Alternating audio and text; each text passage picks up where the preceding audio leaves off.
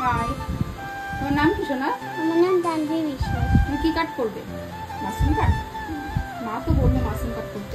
আজকাল বড় ভিডিও দিতে ভীষণ ভয় লাগে, কারণ মানুষের ধৈর্য শক্তি কিন্তু একদমই কমে গেছে। হয়তো 3 সেকেন্ড দেখবে বা 20 সেকেন্ড দেখবে বা 18 সেকেন্ড দেখবে, পুরো ভিডিওটাই কেউ দেখবে না, অথচ কমেন্ট করে কিন্তু চলে যাবে।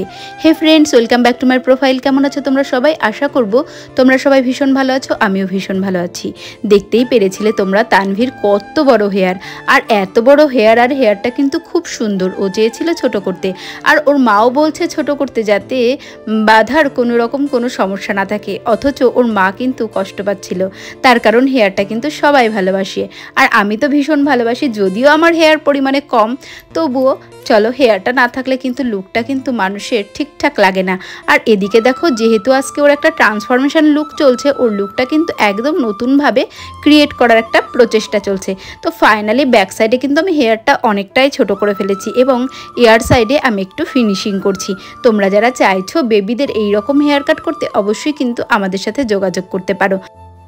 আর হ্যাঁ, তোমাদেরকে যেটা বলছিলাম সেটা হচ্ছে, এই মানুষের কিন্তু ধৈর্য শক্তি এখন খুব কমে গেছে। মানুষ সারা জীবনের কাহিনী পারলে 3 সেকেন্ডে বা 10 সেকেন্ডের ভেতরে দেখে নেয়। যাই হোক, তোমরা সবাই কেমন আছো কমেন্ট করে অবশ্যই জানিও। যেহেতু আজকে একটা ট্রান্সফরমেশন লুক চলছে, ফাইনালি ওর লুকটা কি দাঁড়ায় তোমরা কিন্তু দেখে অবশ্যই মতামতটা জানিয়ে যেও। আর তোমাদের মতামত আমার কাজের ক্ষেত্রে অনেক বেশি আগ্রহ উৎসাহ বাড়িয়ে দেয়। তো চলো দেখে নেওয়া যাক তানভীকে কেমন লাগছে। হেয়ারটা তোমরা দেখেছো কতটা বড় ছিল, সেই হেয়ারটাকে আমরা কিন্তু এই একটা লুক দাঁড় করিয়েছি। ওর মায়ের ডিমান্ড ছিল যে চুলটা যেন শর্ট হয়, বাঁধার কোনো ঝামেলা না থাকে। তো চলো দেখে নেওয়া যাক ফ্রন্টের লুকটা ঠিক কেমন এসেছে।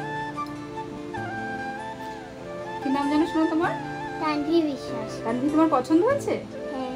তোমার লুকটা তোমার পছন্দ হয়েছে? তো তোমরা সবাই দেখো ওর এই সাইড লুকগুলো। তোমরা যারা চাইছো এই ধরনের কাটিং করাতে বেবিদের, অবশ্যই কিন্তু আমাদের সাথে যোগাযোগ করতে। টাটা।